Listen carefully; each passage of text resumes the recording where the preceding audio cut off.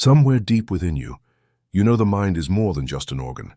It is a divine instrument, a gateway, an infinite channel of creation. This is not a typical text, it is a calling, a journey into the mind that knows how to multiply, into that sacred place where thought does not merely imagine, but manifests. Inspired by the visionary teachings of Ernest Holmes, this narrative unveils an ancient and powerful principle. God's business is none other than expansion, abundance, and life multiplying itself. Here you will discover how to activate creative thought with intention, how to align your mind with the universal mind, how to transform invisible ideas into visible results. Your story, your age, your experience, they do not matter. If you can think, you can create. If you can imagine, you can multiply. Get ready to enter a vibrant field of possibilities. Get ready to listen with your soul, because what you're about to uncover may forever change the way you see the world and the way you create within it. Welcome to the mind that knows how to multiply. The business of God can also be yours. We live surrounded by the idea of business, yet very few have grasped its spiritual root. We think in terms of numbers, contracts, competition, and results, but we forget that everything man does in the external world, buying, selling, exchanging, offering, is nothing more than a pale reflection of a higher commerce, more subtle, more profound, the constant movement of spirit expressing itself. For when business is seen through the lens of truth, it is no longer a transaction of objects, but a circulation of ideas. It is not a market strategy, but a sequence of thought, word, and form. It is not a struggle for possession, but a channeling of the eternal into the temporal. This book was not written to teach you how to make more money. It was written to remind you that you are already wealth in expression. It does not seek to hand you external formulas to manipulate outcomes. It seeks to return you to the beginning, where every result is the reflection of an invisible cause. For when the soul recognizes its unity with spirit, everything else, income, opportunities, contracts, ideas, solutions, appears by law, not by chance, not by conquest, not by pressure, but by correspondence. What you call success is not out there. It lies in how you think, in the image you hold, in the vibration you allow. Money is not the source, it is the symbol. Work is not a burden, it is an opportunity. The system is not a trap, it is the channel of divine order. And the subconscious is not an enemy, it is a faithful servant. Everything you need has already been provided, but it cannot be delivered until you recognize it as your own. The law is not moved by pleading, it moves by certainty. This message was conceived for those who, at some point, have sensed that the universe is not against them, but for them. That business is not a battlefield, but an expression. That money is not a reward, but a tool. That God is not a distant spectator, but the very center of all true action. If you've ever felt that work should be more than exhaustion, that production should be more than survival, that gain should be more than accumulation, this message comes to confirm what your soul has always known. Business is divine because you are divine. And when you understand this not as theory, but as living truth, everything in your world begins to align, not magically, but spiritually.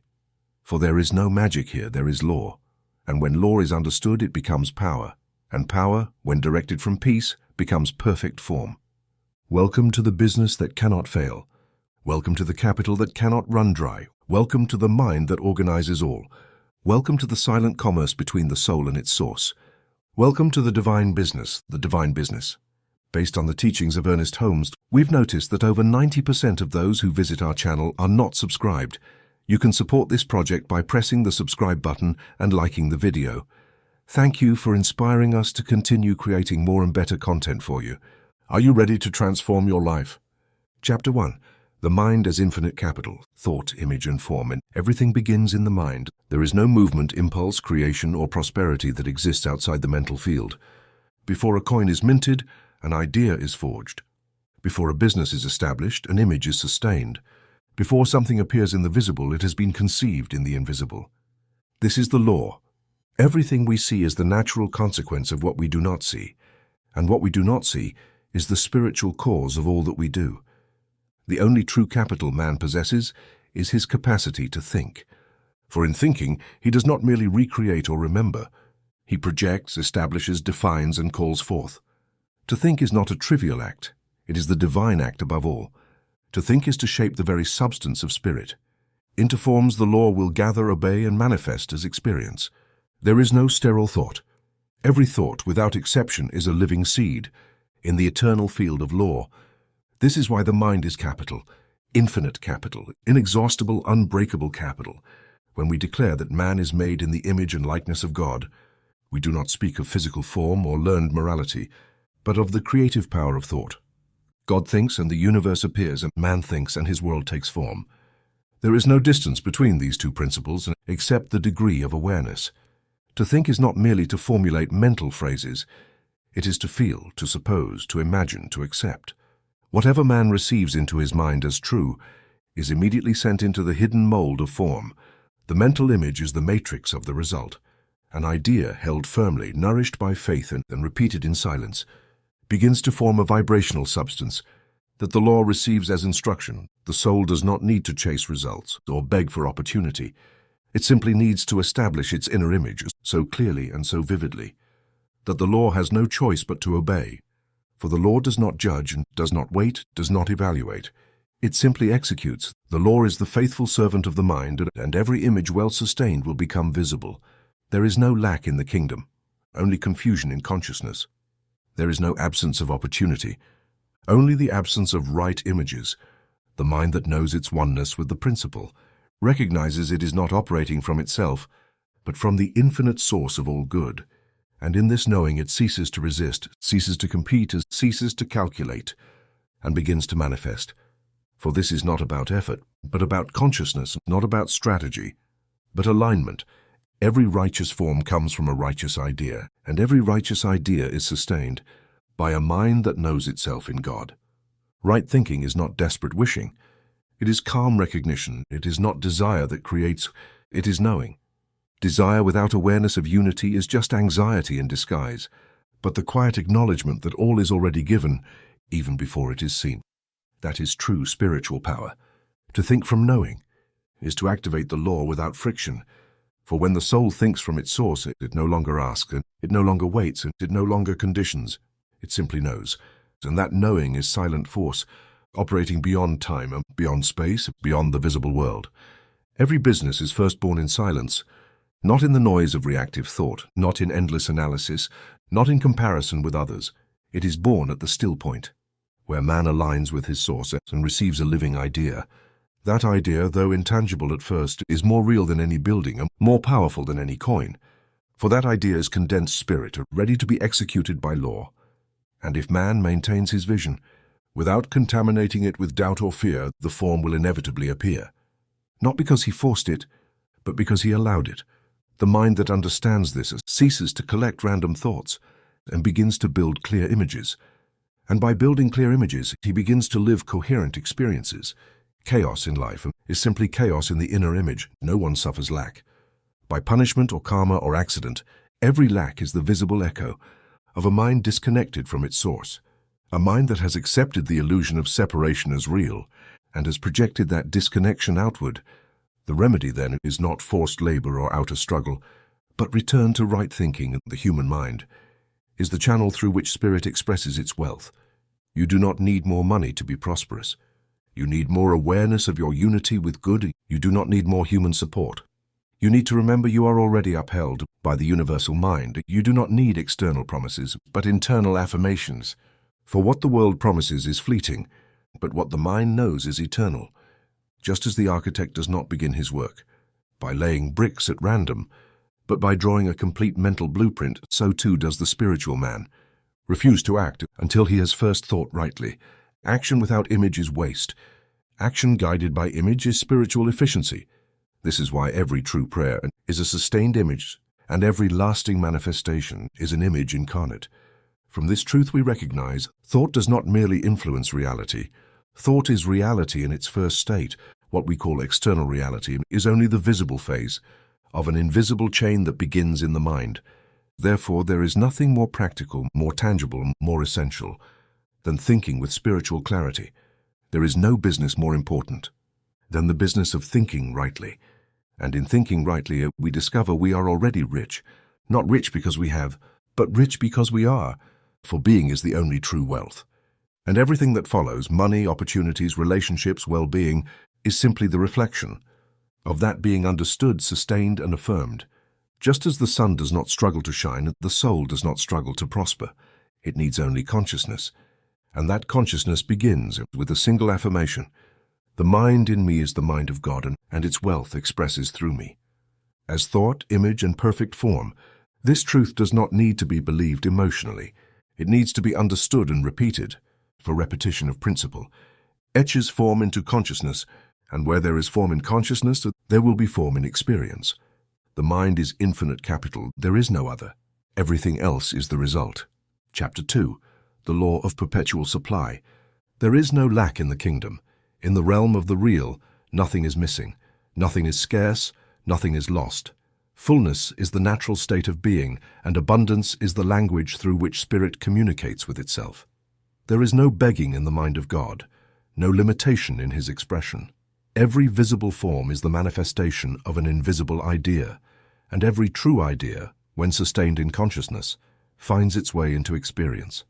What man needs is not to attract good from the outside, but to awaken to the presence of good that already contains all things.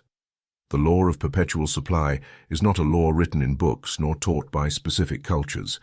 It is a law that predates religions, economies, and civilizations. It is the law by which life sustains itself.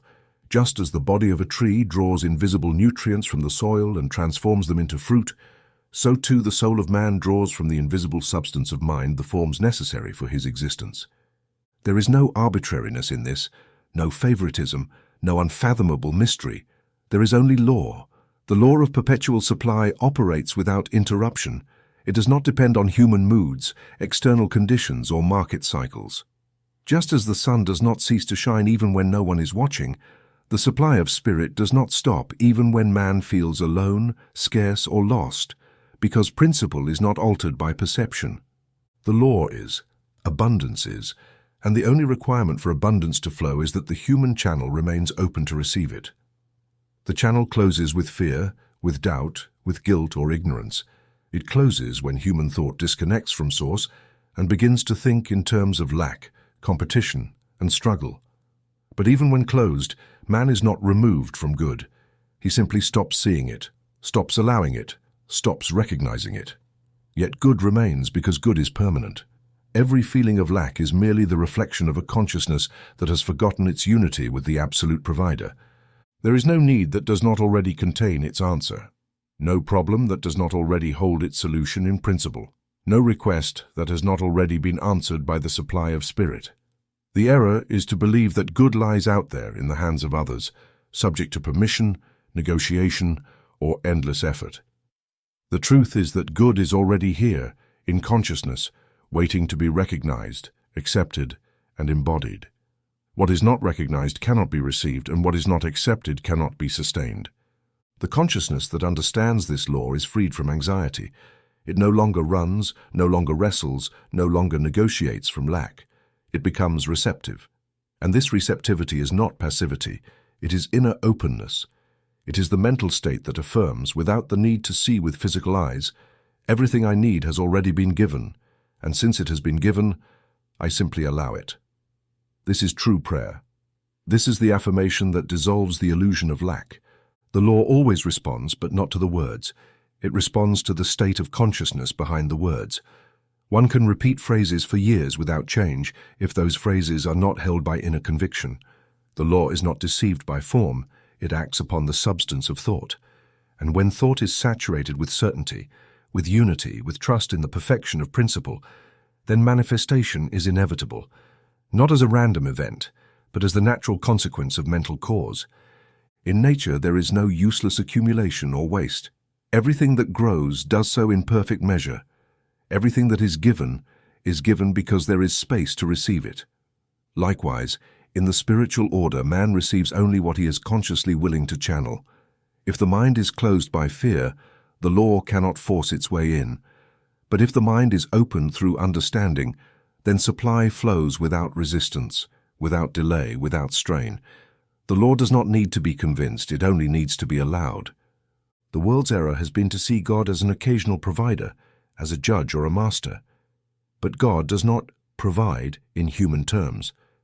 God is good itself, present everywhere, at all times, in every thought that recognizes its source.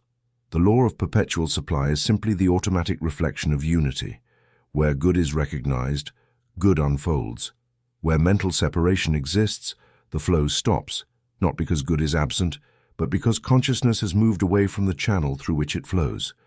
Each time the soul says, "I lack," it forgets its origin. Each time it says, "I am," it remembers its power. And this is not about denying the visible with empty words, but about seeing beyond the visible to perceive the source that sustains all things. That source does not withhold, does not limit, does not delay. It is here, now, always. And its law is perfect, continuous, self-sufficient.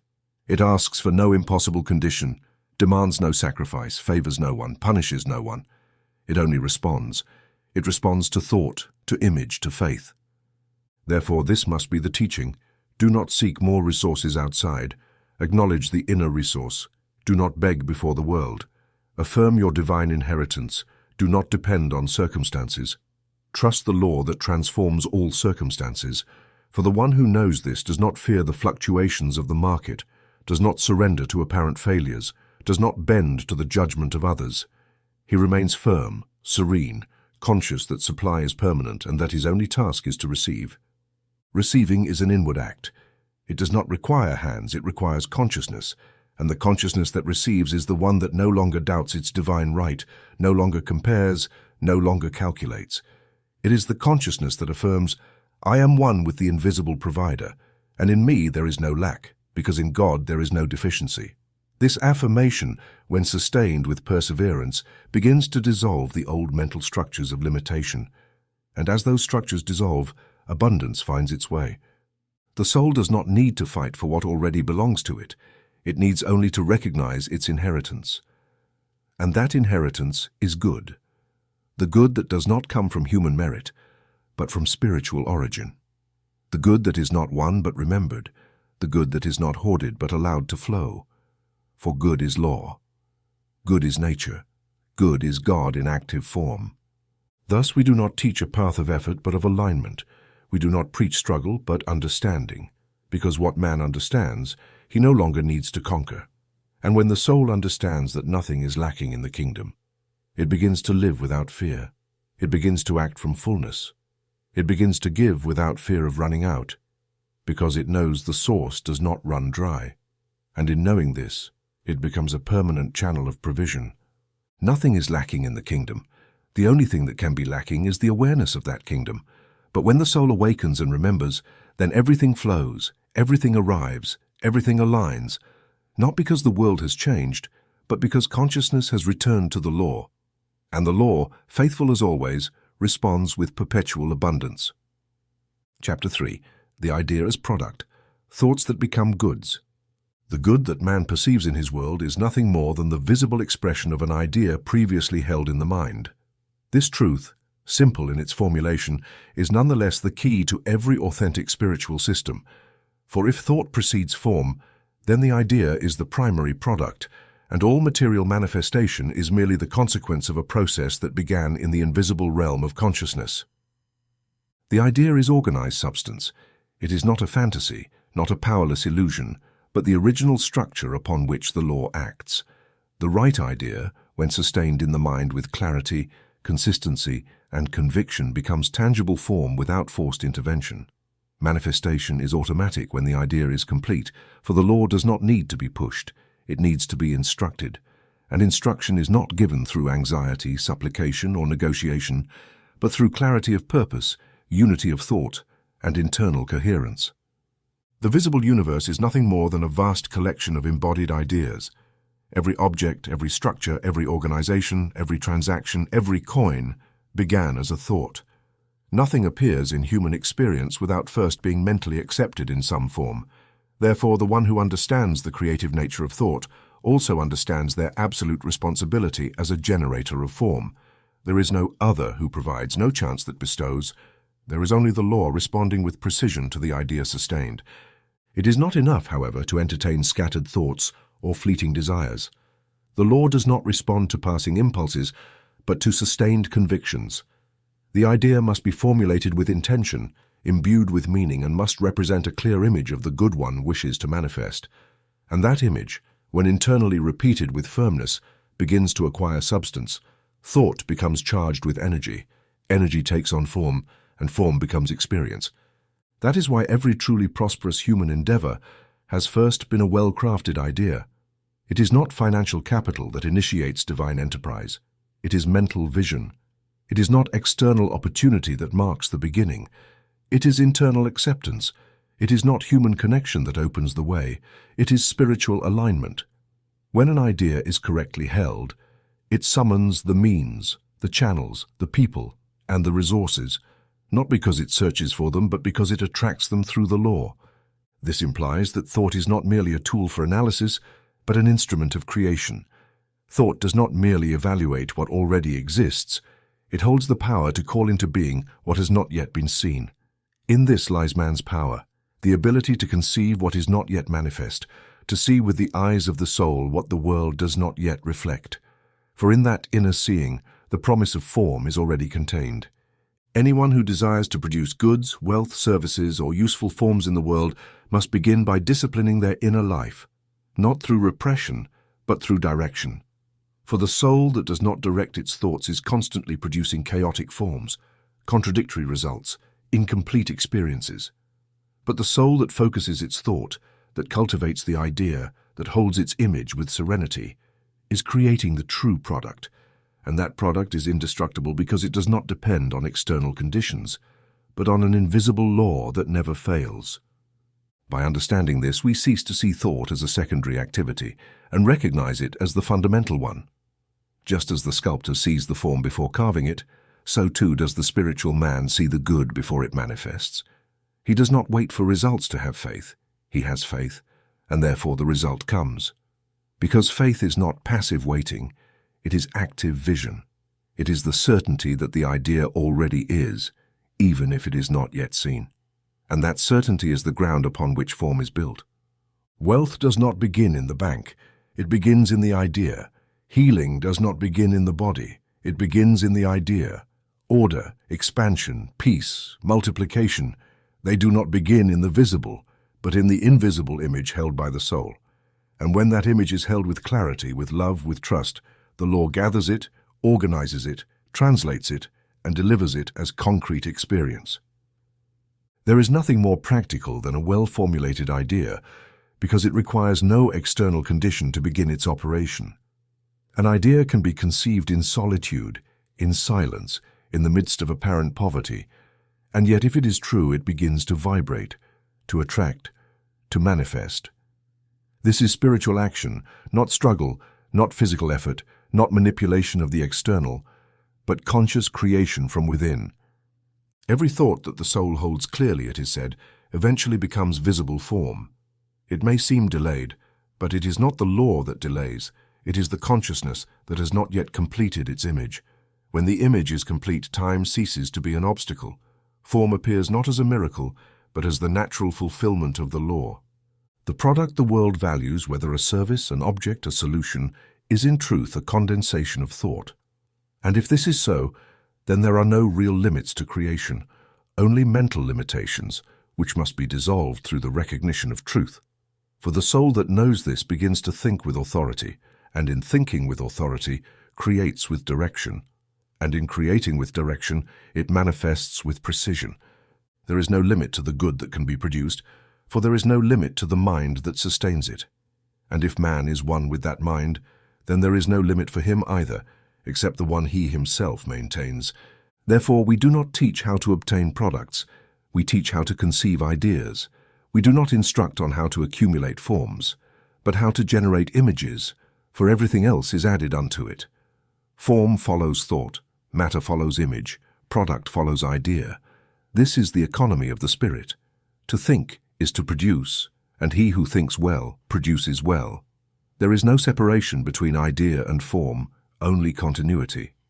And when that continuity is recognized, the process becomes clear, natural, and dependable. There is no more fear of the future, no more reliance on chance, no more suffering from lack, for one knows that what is missing in form is already being completed in consciousness. And thus the soul that has understood this declares without hesitation, "The divine idea is present in me now. This idea is clear, true, complete. This idea is gathered by the law, and the law turns it into perfect form. Nothing is lacking to me, for the form is already on its way, and because it is on its way, I bless it, I give thanks for it, I receive it." This affirmation is not optimism, it is spiritual science. It is the recognition of principle. It is the conscious use of the creative mind. Every idea held in mind is a product in gestation, and every visible product is an idea that has been completed. Therefore, there is no greater need than to think correctly, for in thinking correctly, we have already begun to produce. Chapter 4. Money as a vehicle, not a source. Redemption of a symbol. Money is not a source of power. It is not origin, nor cause, nor principle. It is a vehicle, a channel, a fleeting form that reflects in the visible world an invisible state of consciousness. And like all form, it changes, it moves, it circulates, and it responds. But the principle remains unchanged. The creative mind does not need bills to express abundance, nor coins to distribute its wealth. The true source of all good is spiritual. Money is merely a symbol agreed upon by humans to represent the exchange of value. Yet that value is not contained in the symbol. It resides in the consciousness that generates it. When man forgets this distinction, he turns money into an idol. He fears it, adores it, chases it, calculates it, and finally submits to it. Not because money holds intrinsic power, but because he has transferred to the form a power that belongs only to spirit. This transfer of authority is the root of all financial anxiety, of all fruitless effort, of all struggle without purpose. For by attributing to money the role of source, the soul turns away from its true affiliation with principle and begins to depend on the transient, the external, the unstable. Money itself is neither good nor bad. It is neutral, a hollow symbol that receives meaning from human thought. To some, it represents lack, danger, corruption. To others, it represents opportunity, freedom, and expansion. In either case, it is not the object that operates, it is the consciousness behind it. That is why we do not teach how to attract money, but how to redeem the symbol. We do not propose techniques for accumulation, but clarity of thought. Because when the soul sees money for what it really is, a channel, a messenger, a reflection, obsession ceases and understanding begins. To understand money as a vehicle is to recognize that its only function is to serve the circulation of good. It is not the good itself. It is the visible means by which forms of good are exchanged, and as a vehicle it deserves neither worship nor rejection. It is useful when employed wisely. It becomes problematic when burdened with meanings that do not belong to it. It is not money that enslaves, but the thought that makes it master. Everything the soul does with money, it first does in thought. If it spends with fear, it believes in loss. If it hoards with obsession, it believes in lack. If it accumulates without direction, it has forgotten the source. But if it circulates with trust, it knows the good does not run out, that each time it gives, it is renewed, that each time it invests, it multiplies, that each time it allows, it receives. This is the redemption of the symbol, when it no longer acts as an obstacle, but as a channel. Money is not the root of any evil when it is rightly understood. It is only so when misunderstood, misused, or misdesired. But when seen as vehicle, as bearer of good, as fleeting manifestation of a higher idea, its image is cleansed, its purpose restored, its place reclaimed within divine order. For it is not money that holds value, it is the idea it represents. And if the idea is abundance, expansion, service, beauty, then money will faithfully carry those realities. Spirit needs no money to create. Spirit creates from within, through mind, in obedience to law. What appears as visible form, as intuited money, is but the crystallization of an inner movement. Therefore, if there is lack in the material world, it is not because the source has ceased to flow, but because consciousness has ceased to accept. The source remains. What is missing is the internal image that allows its passage. The soul that understands this no longer fears money, no longer covets it, no longer resists it. It begins to treat it for what it is, useful instrument, momentary reflection, messenger of ideas. And in treating it thus, it orders it, honors it without idolatry, moves it without anxiety, distributes it with wisdom. For it knows that what truly moves is not the object, but the energy of its own consciousness. And where that consciousness remains pure, elevated, and aligned with truth, money does not become a burden, but an extension. We do not teach a theology of wealth to feed the ego, nor a business philosophy to justify accumulation. We teach the principle of unity in which all good is already given, and every channel, including the economic one, must be viewed in that light. We teach that money is a reflection, not substance, a result, not a cause, an effect, not a principle, and as effect, it must follow thought, not rule it. It must obey the mind, not dominate it. It must circulate freely as does air, as does light, as does love. Every time the soul fears spending, it must remember, it is not money that gives security, but the consciousness of unity with Source. Every time the soul is anxious for lack, it must remember, money is not provision, the mind is. Every time the soul struggles to retain, it must remember, money kept without purpose stagnates. And what stagnates loses life, but what flows lives, what circulates prospers, what is shared with wisdom multiplies. The redemption of the symbol lies in restoring its place, not above, not below, but as a means of expression, of exchange, of expansion. Money is useful when it serves the soul's purpose, but it must never become the purpose itself. For when the soul forgets its divine nature and begins to operate from the fear of loss, it disconnects from order, and where there is no order, there is confusion. And where there is confusion, the law pauses, until consciousness returns to alignment. Money is an expression of ideas. It has no life of its own. It is like a word. It can bless or wound depending on the spirit that speaks it. In the same way, money can liberate or enslave depending on the consciousness that holds it. But in itself it does nothing. It only obeys. It only flows. It only responds. And in knowing this, the soul is freed from its tyranny. There is nothing more powerful than a liberated consciousness that handles money as a sealed instrument, without idolatry, without rejection, without obsession. That consciousness produces wealth because it no longer fears the symbol. It uses it, blesses it, sends it, receives it, with the naturalness of one who knows that the source is not in the bill, but in the mind, that wealth is not in the account, but in the vision, that security is not in what one has, but in what one is. Spirit needs no money, but the world uses it as a medium, and if the soul knows this, it can move in both realms without confusion, without attachment, without fear, because it knows that what it sees is but the temporary reflection of an eternal truth, and that truth is the good is mine now, and money as the vehicle of that good flows through me without resistance, without anxiety, without interruption. Chapter 5. Work as an extension of being, not labor, but expression. Man was not created to work in the human sense of toil. He was created to express. And the visible means by which he expresses his spiritual nature in the earthly plane is the activity the world calls work. But that word, heavy with connotations of effort, obligation, suffering, and necessity, must be redeemed, cleansed, and returned to its metaphysical origin. For true work is not a burden, not a struggle, not a requirement. It is manifestation. It is the unfolding of being into useful forms. It is the channel through which the mind becomes experience. There is no dignity in labor for its own sake. There is no spiritual value in endless struggle. There is no nobility in the alienation of the soul. Activity is not sanctified by the effort it demands, but by the consciousness from which it springs. When man works merely to survive, he has forgotten his source. When he works to earn worth, he has believed a lie about his identity. When he works out of fear of lack, he has severed his bond with abundance. But when he works as one who expresses God, his action becomes free, creative, complete, and transformative. Work is not penance. It is the circulation of good. It is the visible form through which spirit moves in and through the individual. And when the individual understands this, fatigue dissolves, frustration fades, emptiness vanishes, because he knows he is not acting alone. It is principle acting in him, through him, as him.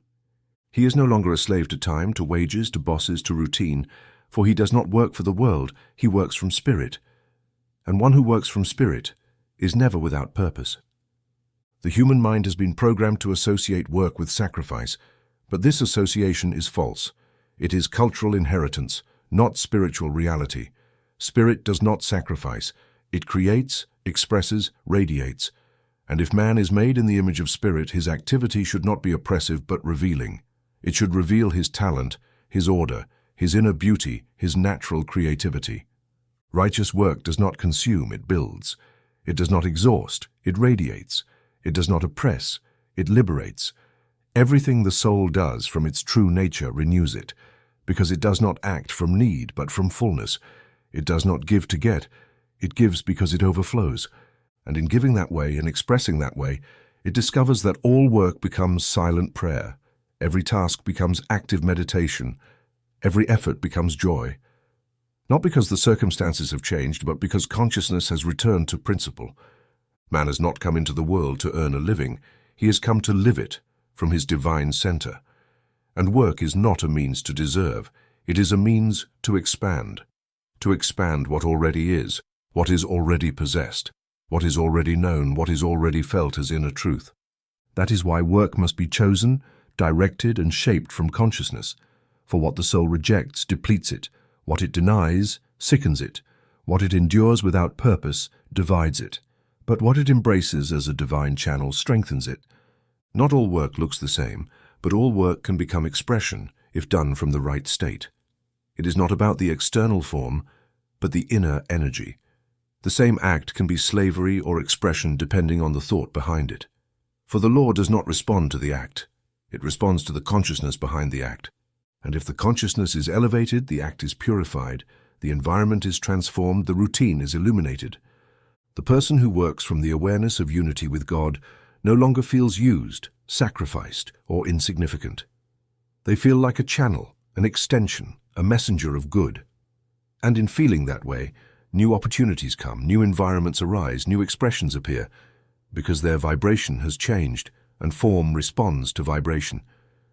When work is understood spiritually, it stops being a means to obtain and becomes an opportunity to reveal the self. One no longer works to get, one works to give. And in giving what one is, receiving becomes inevitable. For the universe does not pay, the universe reflects. And what the soul emits in its action is what the law gathers as its measure. That is why we do not teach how to find better jobs. We teach how to elevate consciousness in the current job. Because form always follows essence, and when the essence, the mind, has been transformed, form reorganizes effortlessly. Work ceases to be a prison and becomes a temple. Activity ceases to be a weight and becomes an instrument. One who works as one who reveals the self no longer compares, no longer resents, no longer plays the victim. They know that every task, however small, is an opportunity to embody principle. And in doing so, they dignify what they touch, transform what they do, elevate what seems mundane. For limitation does not lie in what is seen, but in what is. Many seek rest by changing activities, but true rest comes by changing consciousness. For exhaustion is not physical, it is mental. It is the result of operating from separation. It is the fruit of believing one works alone, is isolated and must struggle to survive. But when the soul remembers that all work is expression of being, exhaustion disappears, not because the task is lighter, but because the thought is purified. Inspired action does not deplete, aligned action does not hurt, action from spirit does not wear down, because it is not a burden, it is a channel. It is not a struggle, it is a circulation. It is not a demand, it is a revelation. And in understanding this, the entire paradigm of work is transformed. One no longer lives to work, nor works to live. One lives expressing, and that expression is simply called life in motion. The law responds not to sweat, but to vibration, not to sacrifice, but to clarity, not to suffering, but to consciousness.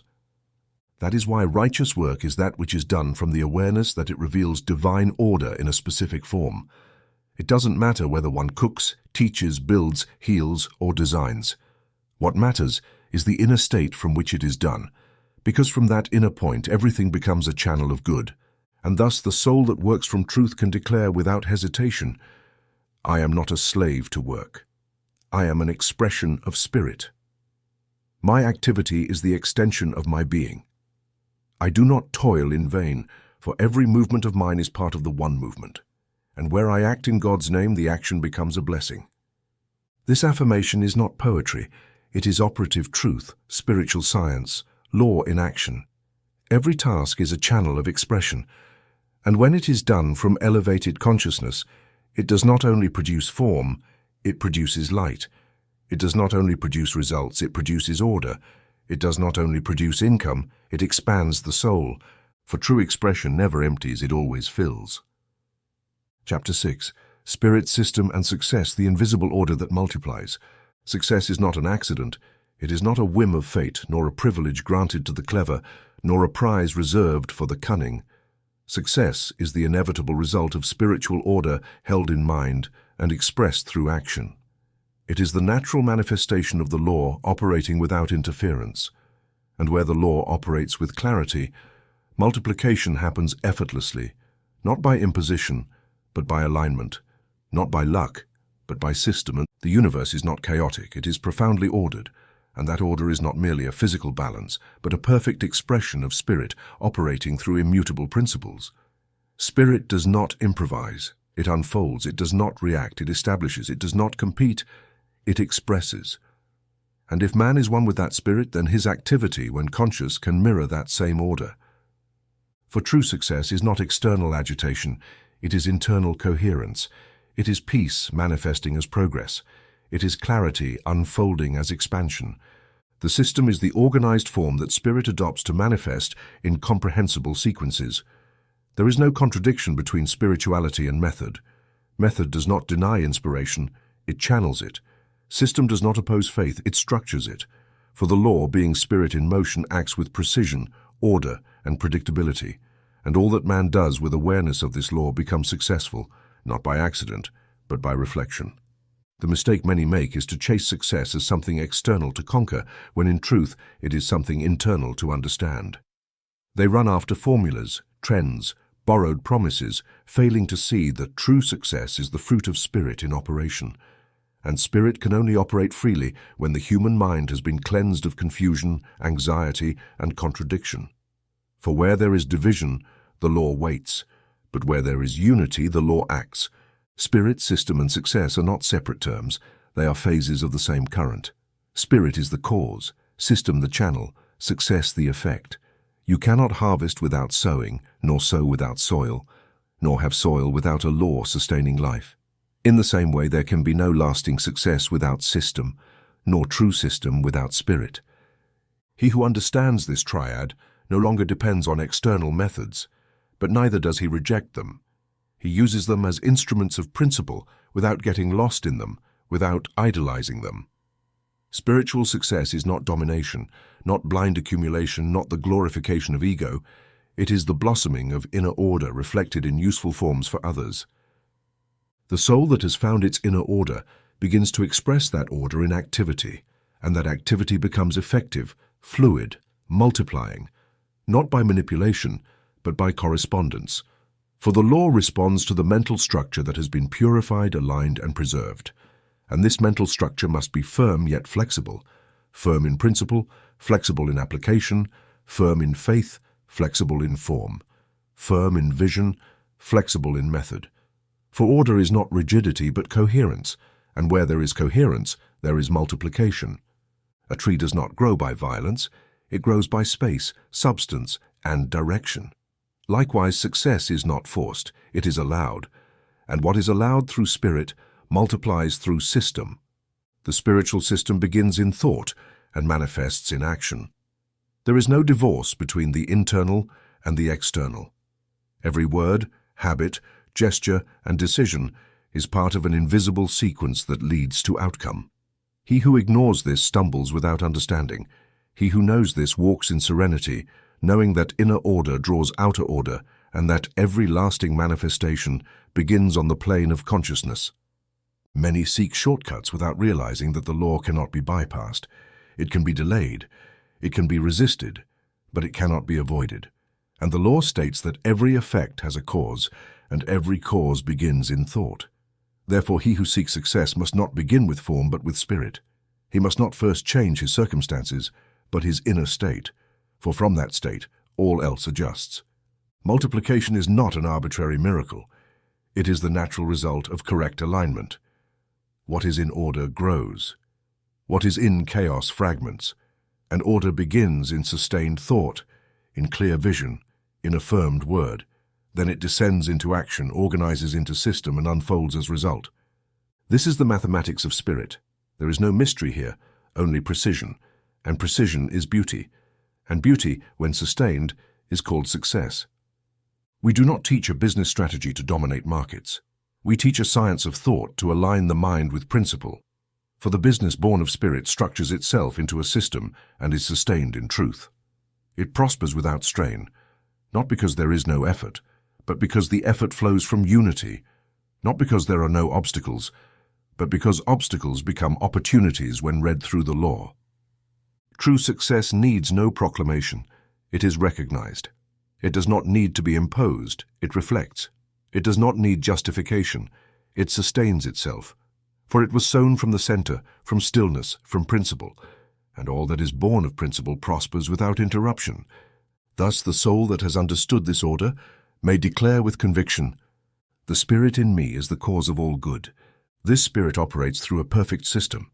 My thought is aligned with this system, and therefore all that I do prospers, not because I force it, but because I allow it.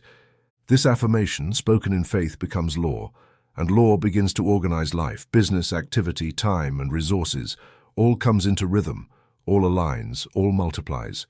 Spirit is the principle, system is the channel, success is the result. When this trinity is understood, the soul no longer doubts, no longer rushes, no longer improvises. It acts from the center, and from that center, everything grows in order. This is the invisible order that multiplies, a clear consciousness and a steady thought, a rooted system, an obedient law. Chapter 7, the subconscious as silent manager. Obedience and precision. The mind is one, yet within its operation distinct modes are revealed, complementary functions, aspects that cooperate without conflict. One of these aspects is what we commonly call the subconscious, which, properly understood, is simply the portion of the mind that acts without deliberation, that executes without question, that reproduces without judgment. The subconscious does not decide, evaluate, or correct. It obeys, and in that perfect obedience lies its power and its danger. If conscious thought has been erroneous, the subconscious, as a silent manager, still administers, organizes, coordinates, maintains, but it does not lead, does not establish the plan. It merely executes whatever the conscious mind has delivered to it as truth, and it does so with precision, fidelity, and unwavering consistency. There is no error in its operation. There is only the exact repetition of the idea that has been impressed upon it, through emotion, through repetition, or through acceptance. Thus, the subconscious is a secondary cause but an amplified effect. Many wonder why, though they desire good, they experience evil. Why, while yearning for abundance, they live in lack. Why, even while declaring health, they encounter sickness. The answer, according to law, is clear. The subconscious does not respond to desire. It responds to impression, and an impression is not created by a surface-level phrase, but by a sustained conviction. What the soul affirms in fear, it engraves. What it repeats with emotion, it imprints. What it imagines frequently, it establishes. And what is established, manifests. This is why speaking positive words is not enough if the feeling remains negative. It is not sufficient to declare abundance if the heart is full of doubt. The subconscious does not hear the word alone, it hears the vibration. It does not read the lips, it reads the consciousness. And if consciousness is divided, it executes the dominant part. And the dominant part is not the highest one, it is the strongest. Spiritual work, then, consists in aligning thought, word, and feeling in a single direction, so that what is said, what is believed, and what is felt all speak with one voice. The subconscious works day and night. It does not rest, does not forget, does not argue. It is a precise machinery that translates ideas into form. It does not ask whether it should act. It simply does. If the thought has been clear, the result will be clear. If it has been confused, the result will be confusion. For the law cannot express what has not been defined. If the mind does not define, the subconscious cannot build. The subconscious is therefore the matrix of form, the womb of the soul, the place where mental seed is gestated before becoming experience. And like every womb, it does not select. It simply nourishes what it receives. Judgment is not its function, it is not moral, it is mechanical. And by knowing this, we understand that there is no malice in it, nor goodness, only obedience. That is why the only guardian of the mind is the conscious thought. Thinking, then, is not a luxury, it is a responsibility. For every thought repeated, every image sustained, every phrase charged with emotion is being delivered to the silent manager as an operational command. And once imprinted, that command cannot easily be withdrawn. It can be replaced, it can be deactivated, but not without attention, not without constancy, not without direction. The inertia of what has already been impressed tends to persist until a new pattern replaces it. Spiritual science does not seek to dominate the subconscious by force, but to guide it with clarity. What was wrongly imprinted is not corrected by struggle, but by replacement. It is not dissolved through effort, but through new impression. And that new impression must be stronger, more deeply felt, more frequently repeated. It is not enough to reject the error. We must affirm the truth, and affirm it not once, but until it fully displaces the old pattern. The subconscious is the perfect servant, but not the master, and if man makes it master, he falls under its automatic effects. He lives repeating the same cycles, reacting to the same stimuli, encountering the same results. He has not taken the helm. He has let the ship be steered by what was imprinted without awareness, without direction, without alignment. But when the soul awakens and resumes its role as conductor, it begins to issue new orders, and the subconscious, faithful as always, begins to execute the new pattern. This means that success, health, prosperity, peace are not built by fighting the subconscious, but by educating it. And it is educated through repetition, visualization, the words spoken with faith, the image held in love, the thought affirmed in serenity. There is no other path, no shortcut, no external miracle that can replace inner work, because law does not skip steps. Law fulfills steps, and if the subconscious has been correctly instructed, it cannot fail. The subconscious organizes all processes of the body, the environment, the activity. What the soul thinks persistently, it converts into habit, into reflex, into automatic reaction. And this is why spiritual transformation is not merely illumination, it is re-education. It is not enough to see the truth. We must teach it to the part of the mind that acts without asking. And this is achieved through mystical repetition, vibrational imprinting, internal constancy. Spiritual affirmation is the most powerful tool for this re-education, not because it has power in itself, but because it directs thought, elevates emotion, organizes imagery, and in doing so it prepares the new command to be delivered to the subconscious as mandate. Once received, it will begin to work. It will not require reminders, nor motivation, nor justification. It will do what it always does: obey. And it will obey with exactness, with efficiency, with precision. Therefore, if the visible world still does not reflect the desired good, the blame lies not outside. The internal programming must be examined, for the subconscious cannot manifest what it has not received. If it has received fear, it will manifest chaos. If it has received love, it will manifest order. If it has received doubt, it will manifest blockage. But if it has received truth, it will manifest expansion. Because it does not choose what to do, it merely fulfills what has been told. Man's freedom resides in his conscious mind. There lies the power to choose what to think, what to say, what to imagine. And when he exercises that power with wisdom, he reprograms his internal system. He changes the root, and by changing the root, he changes the fruit. Not by chance, not by outside intervention, but by law. Thus, the soul who understands this principle can affirm without fear, "The spirit in me is the only cause. I direct my thought with clarity, and my subconscious obeys with precision. Nothing is lost. Nothing is misdirected. Every word I sow bears fruit. And that fruit is good, just, and perfect, for it is born of truth." This affirmation is not mystical poetry, it is operational instruction, and when it is repeated with awareness, it becomes destiny. The subconscious is a manager. It does not decide, it waits for orders. And when it receives them from truth, it acts as an instrument of spirit, faithful, constant, obedient. This is law. It has no favorites, it does not improvise, it does not stop, it simply fulfills. And knowing this, the soul no longer fears the hidden within. because it knows it can guide it, not through struggle but through understanding, not with force but with alignment, not with anxiety but with clarity. Chapter 8. Faith as a creative contract. The invisible sustains the visible. Faith is not hope, not desire, not a dream born of need. Faith is the deep knowing that the invisible is more real than the visible, and that everything yet to be manifested already exists in potential within the universal mind. Faith is certainty without evidence, conviction without proof, stillness without guarantees. Yet, it is not irrational nor mystical in the popular sense. It is spiritual logic, a sacred inner knowledge that the law responds to the idea, and that this idea, when held with firmness, must take form. When we say that faith is a contract, it is not a metaphor. A contract is a legal agreement between two parties. In this case, faith is the conscious bond between the soul and the law. It is not about man pleading to receive, nor about God granting by whim. It is about thought, when infused with faith, becoming a decree, and the law, obedient by nature, executing it without question. In this light, faith is the act of signing that invisible contract. It is the voluntary acceptance of the creative power of thought in unity with the source.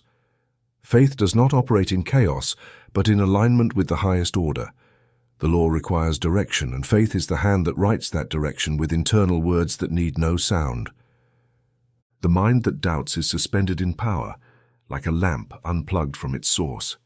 But the mind that believes, that affirms, that knows, becomes a channel through which spiritual energy takes shape, not because it has persuaded God, but because it has aligned itself with principle. Everything in the visible world is upheld by invisible forces. Roots are unseen, but they hold the tree. Air is unseen, but it sustains life. Electricity is unseen, but it lights the lamp. So too the idea sustained by faith is unseen, but it produces results. The invisible is not unreal, it is the cause. The visible is not eternal, it is the effect. And whoever builds their life on what is seen will always be bound by the temporary. But the one who builds on what they know operates from the eternal. True faith needs no external proof to act. It acts because it already knows. And by acting from knowing, it transforms conditions. It does not wait for things to be ready. It declares them ready. It does not beg for something to happen. It allows it to happen by removing the doubt that blocked it. For the only obstacle to the manifestation of good is the interruption of faith. And that interruption comes when thought becomes dual, when one declares one thing but feels another, when one proclaims good but fears its absence. There is no force more silent nor more powerful than well-directed faith. It does not shout, does not argue, does not require validation. It moves like an underground current that, sooner or later, finds its path. The one who holds their vision in faith has no need to convince others, fight for space, or defend against opinions. They know their thought, united with law, is already producing results. And so they walk in peace, move with confidence, and act with serenity, because their contract is already signed in the invisible. Faith does not remove action, it directs it. It does not replace effort, but it aligns it. It does not eliminate work, but it dissolves the fear that contaminates it. For action without faith is anxious striving, but action with faith is joyful expansion. Faith gives purpose to effort, direction to desire, stability to vision. Without faith, thought is weak. Without thought, faith is blind. But when faith and thought unite in harmony, manifestation is inevitable. The soul that has signed this inner contract lives under a higher law. It is not moved by appearances, not discouraged by delays, not shaken by the opinions of others. It lives from the center, not the circumference. And that center is the knowing that the mind with which it thinks is the same mind that created the worlds, and that this mind cannot fail, not from whim, but because it always responds to its own nature. We do not teach blind belief. We teach intelligent knowing. For faith is not the abandonment of reason, it is reason elevated. It is the mind that has transcended physical data and anchored itself in eternal principle. It is the certainty that if thought is true, if the image is clear, if the emotion is elevated, then the result is inevitable. The law cannot deny itself. Every contract requires two parties, in this case the soul that affirms and the law that responds. And this contract is signed each time one declares, "Without doubt, This is already mine because I am already it in consciousness, not because of proof but because of understanding, not because the world confirms it but because the Spirit guarantees it. Faith does not wait for signs, it is the sign. It does not need to see in order to know. It knows and therefore sees. And from this awareness the soul no longer worries. It stops chasing outcomes. It stops fearing the future. It knows that the invisible is not absence but presence on another plane, and that everything meant to manifest has already been approved in the divine mind. Its appearance in form is only a matter of persistence in vision. No circumstance can defeat faith rooted in the understanding of principle. There may be delays, unexpected turns, changes of form, but the foundation remains. And if the foundation is truth, the form will be just. The law does not betray, does not forget, does not contradict itself. What has been clearly affirmed will be sustained until it appears. And so the soul that understands the contractual nature of faith declares with authority, I sign an invisible agreement with Spirit. This agreement affirms that all good has already been provided. I accept it, I declare it, I uphold it. And though the world may not yet see it, I already give thanks, because I know it is mine in the real plane. This affirmation, spoken with conviction, is not symbolic. It is creative. And creation begins at that moment. The invisible sustains the visible. There is no other cause. All form was first thought, and every thought held in faith is a certain seed. It cannot fail to bear fruit. It may delay, it may transform, it may surprise, but it cannot fail. For it is not held by human desire, but by the law itself, executing with precision the inner command. Chapter 9. Healing the fear of loss, the wealth that cannot be taken away. The fear of loss is a form of idolatry. It is the false belief that something we possess is the source of our well-being, and that its absence could diminish who we are. It is the forgetting that all true provision comes from the principle, not from form, from spirit, not from object, from cause, not from effect. When the soul forgets this truth, it begins to close itself off to the transient, to protect the external, to descend into the visible.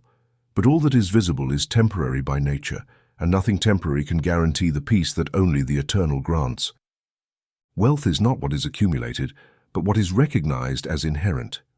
It is not what is held in the hands, but what is known in the soul. What we physically possess can change, circulate, transform, but what is held as consciousness remains. And that consciousness, when filled with spiritual certainty, does not fear loss, because it knows nothing can be taken from one who is united with the source. Fear of loss is resistance, and all resistance blocks the flow of good. What is feared is shaken. What is anxiously protected weakens. The law does not respond to desire, it responds to mental state. If the mental state is fear, suspicion, need, then the law reflects that as experience.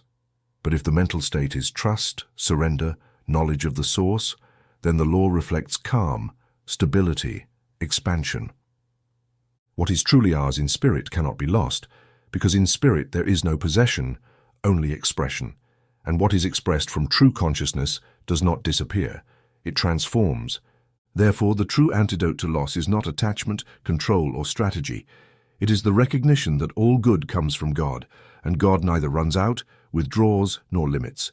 The soul that has understood this lives with open hands. It gives without fear, receives without guilt, circulates without anxiety, because it knows wealth is a state of being, not a collection of forms. And this state, when maintained in thought, continuously generates new forms. The channel may change, but the flow is never interrupted. The expression may change, but not the source. The source is spirit, and spirit knows no interruptions. Most human fears revolve around loss of possessions, people, health status, time. But all those fears reflect a single illusion. The illusion that the external is more real than the internal. As long as this illusion governs consciousness, the soul remains trapped in cycles of accumulation and loss, of excitement and anxiety, of apparent success and deep emptiness, because it has sought security where it does not reside. Security is not found in what is protected, but in what is understood. It is not in a bank account, but in the spiritual account the soul holds with the infinite. That account never goes into deficit, is never stolen from, never blocked. because it is sustained by a law operating beyond change, beyond time, beyond the physical world. When the soul understands this, it is freed, not by renouncing the material but by no longer making it the source.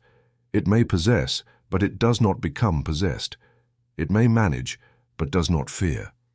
It circulates without binding itself. This state is the true order of spiritual prosperity. Everything flows, everything renews, everything organizes, because nothing is held with fear. What is held with fear decays.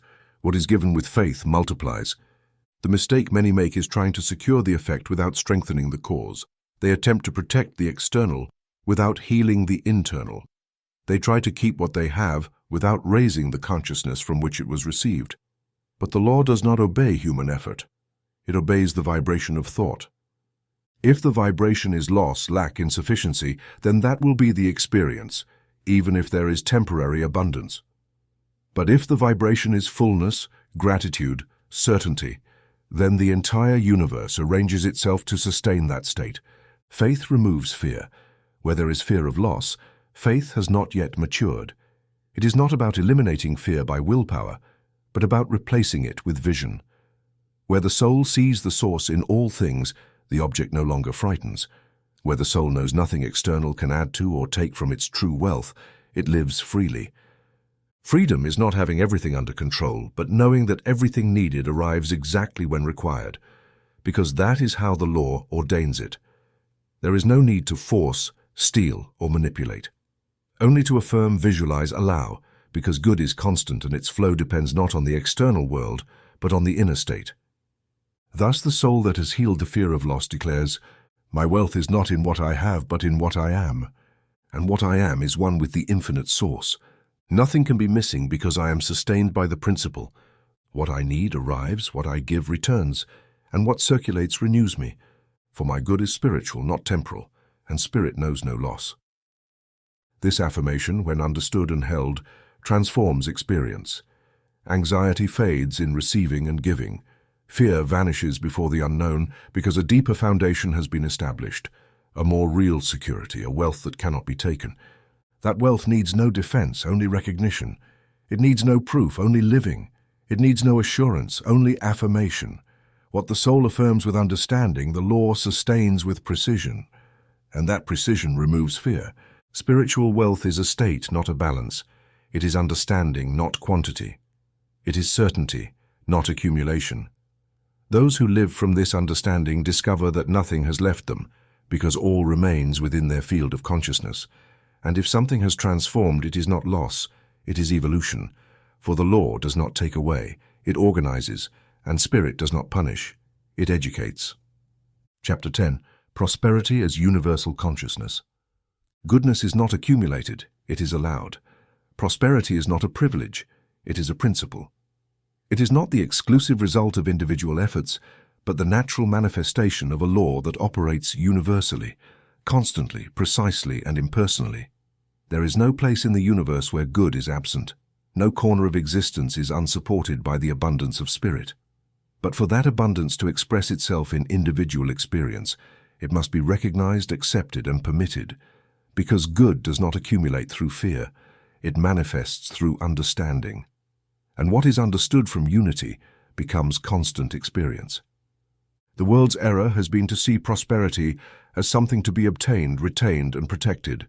It has become an external goal, a future target, a trophy of competition. But this vision is based on the illusion of separation. It believes that good exists outside and that only some can reach it. It believes wealth results from a subtle battle between abilities and circumstances. And by believing this, humanity has built walls of anxiety, control systems, methods of retention. But the law does not respond to struggle, it responds to consciousness. Prosperity consciousness is not based on numbers, but on certainty. It does not rely on accumulation, but on flow. It is not built on material reserves, but on spiritual clarity. For whoever sees good as inexhaustible fears not the circulation. Who knows that provision comes from an invisible source? It does not cling to particular channels. And whoever recognizes that the law responds to their inner state no longer lives in anxious pursuit but in constant reception. Prosperity is like air. everywhere present but only experienced when breathing is allowed. It does not need to be generated, only permitted. And permitting is not passivity, it is alignment. It is affirming that good already exists, that good includes me, that good flows through me. This affirmation, when spoken from understanding, activates the principle. For the law is always waiting for direction. It does not impose. It allows itself to be used. It does not invade. It responds. There is no limit to what the soul can receive except the limit it places on itself in thought. There is no scarcity in the universal mind, no retention in the spirit. All that is given. All that is given is good. And all that is good seeks to express itself, but it cannot where it has not been given space. And giving space to good is the highest inner act. It is a silent acknowledgement that undoes structures of need and establishes a new order of being. No more effort is needed, only more permission. No more struggle is required, only more surrender. Because what one chases anxiously moves away, and what one allows lovingly comes closer. This is not a mystical paradox. It is the nature of the law. The law responds to the most constant state of consciousness, not the strongest desire.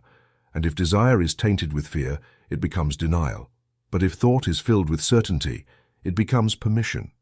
Good is not accumulated, not stored as a fearful reserve against uncertainty, because what accumulates without consciousness becomes a burden, and what is retained without understanding becomes stagnation. Wealth, when understood, does not ask to be guarded but channeled. It moves, adapts, transforms, and by moving, multiplies. Because good is not lost, shared, it is affirmed. In the spiritual order, to prosper is to allow universal good to express itself individually. It is to understand that all that manifests as form was first permitted as thought, and every thought that recognizes its unity with the source has already begun to prosper, even if the result is not yet visible.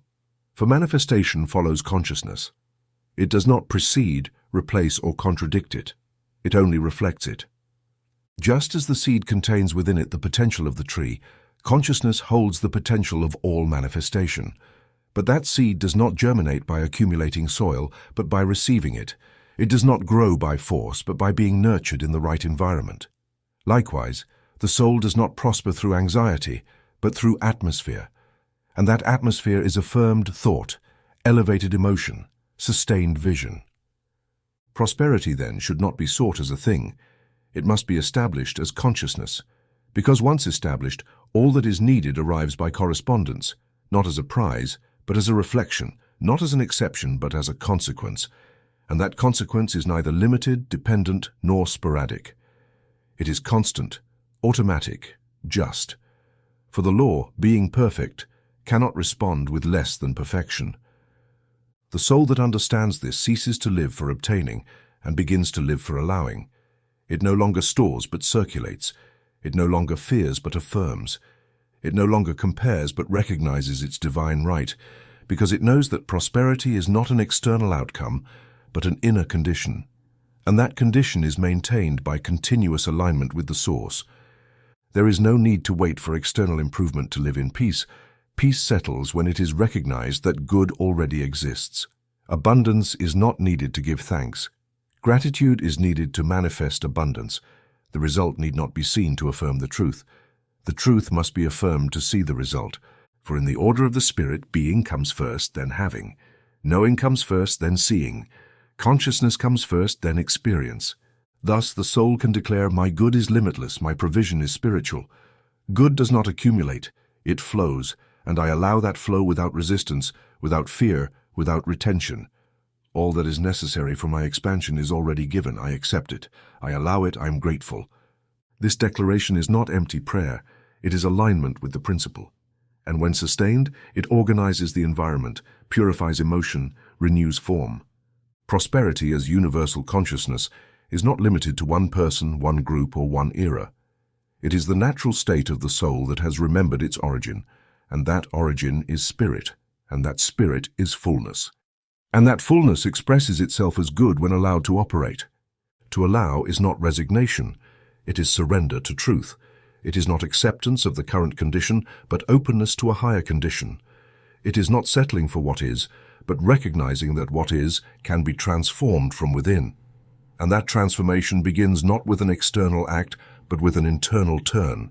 A turn that says, without words, all is well now. And all that comes is part of that good. When the soul reaches this state, business aligns, health renews, creativity ignites, money flows, peace settles, because the universe denies nothing. It only waits for permission. And permission is given not by pleading, but by understanding.